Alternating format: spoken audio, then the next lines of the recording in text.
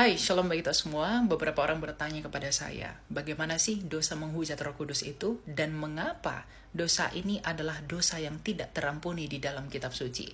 Nah, pada video ini kita akan membahas dosa menghujat Roh Kudus. Jikalau kita membaca perikop secara keseluruhan dalam Markus 3 ayat 22-29, Markus mencatat bahwa ahli-ahli Taurat yang dari Yerusalem datang ke Galilea untuk melihat pekerjaan yang dilakukan oleh Yesus Kristus.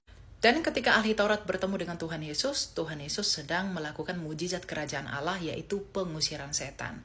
Nah, orang-orang ahli Taurat yang melihat Tuhan Yesus melakukan mujizat ini memberikan kesimpulan aneh akan peristiwa itu dengan berkata bahwa Yesus sedang kerasukan Belzebul dan menuduh bahwa Yesus mengusir setan menggunakan penghulu setan.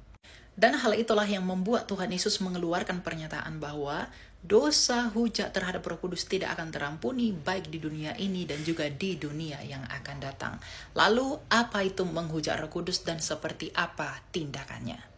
Jadi, pengertian menghujat Roh Kudus adalah ketika seseorang yang telah diterangi hatinya oleh Roh Kudus sampai benar-benar sadar dan mengerti bahwa Yesus adalah Kristus dan Mesias, tetapi ia menuduh bahwa Kristus berasal dari setan, maka ia telah menghujat Roh Kudus.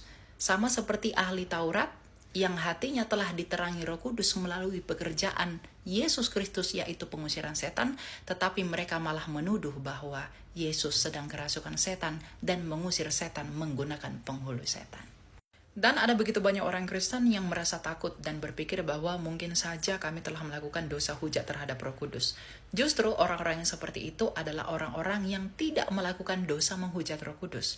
Karena orang yang telah menghujat Roh Kudus akan tetap menolak untuk percaya kepada Yesus dan selalu mengeraskan hatinya sampai dia mati. Jadi orang-orang yang menghujat Roh Kudus adalah orang-orang yang menolak ajakan dan juga kesaksian Roh Kudus untuk percaya kepada Yesus. Karena di dalam Yohanes 15 ayat 26 Tuhan Yesus berkata, "Jikalau roh penghibur, roh kebenaran yang keluar dari Bapa itu datang, ia akan bersaksi tentang aku."